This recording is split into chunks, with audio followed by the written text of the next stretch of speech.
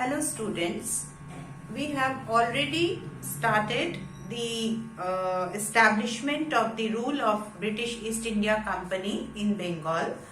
We have seen that after the defeat of Nawab Siraj-ud-Daulah in the Battle of Plassey, Mir Jafar was first installed as the Nawab and he rewarded the company a huge amount of wealth, but due to his befriendliness towards the Dutch and his willingness to become free from the control of the British company, the company removed Mir Jafar from Nawabship and installed his son-in-law Mir Qasim in his place.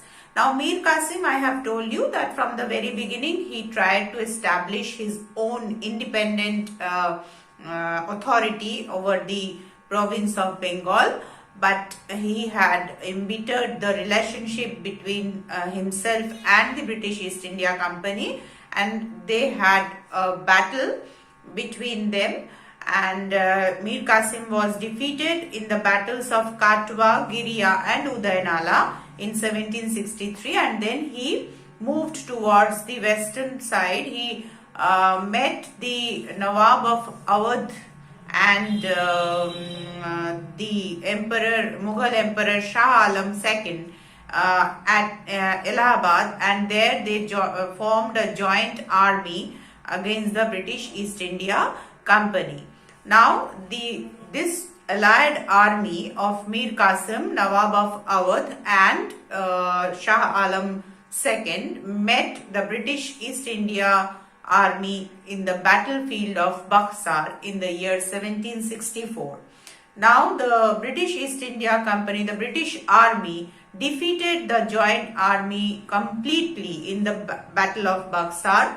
Mir Qasim escaped the battlefield. He went towards Delhi and he settled down near about Delhi, and in 1777 probably he died in great poverty, and Nawab of Awadh and Shah Alam II, both of them surrendered to the British East India Company, and they had to sign the Treaty of Allahabad in 1764.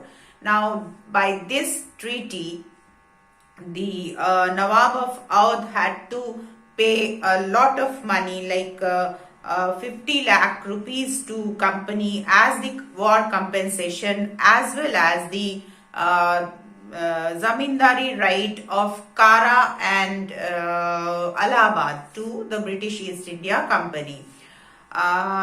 Emperor Shah Alam had to grant the Diwani rights of Bengal, Bihar and Orissa to the British East India Company. Now the Battle of Buxar was the decisive one. Battle of Plassey was actually not a battle. It was not a war. It was a conspiracy and the abductment of the then Nawab Siraj-ud-Daulah by the British. But Battle of Buxar was the face-to-face confrontation for the first time with the Indian authority, as Mughal Emperor Shah Alam II was involved in this battle. So the British had established their superiority in the Battle of Buxar, and it had officially ended the independent Nawabship of Bengal, as Mir Jafar was once again returned to the Nawabship by the British East India Company. And after that, the British East India Company, with the Battle of Buxar, had legally gained the political and economic rights over the province of Bengal. They had the legal right to collect the revenue of Bengal by the grant of Diwani.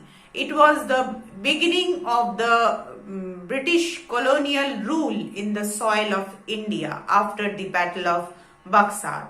Battle of Buxar, as I have told you, it had increased the wealth of company also, because it was no more depending upon the mother country England for the money to spread the colonial or imperialism in India.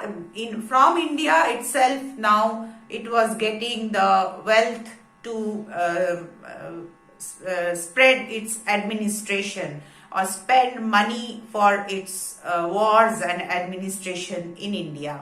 So both the Battle of Buxar and the Grant of Diwani were very much beneficial for the part of the British. But at the same time, the Battle of Buxar decided the fate of the Indian native rulers and put India into the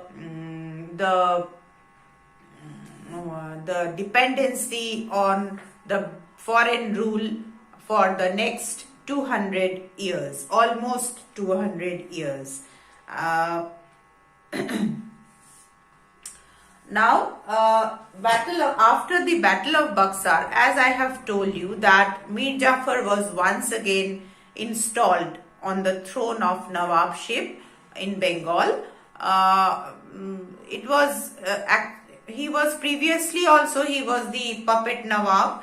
The Nawab had got the title, had got the responsibility, but actually the Nawab did not have any administrative power. The administrative and the economic power rested in the hands of the British. So the Nawab had got the title and the responsibilities, but no power. And on the other hand, the British East India Company had got all the power and actually no responsibility, nothing. They did not have to spend a single amount for the civil or criminal activities or maintaining any kinds of law and order or any disputes in the revenue department. No.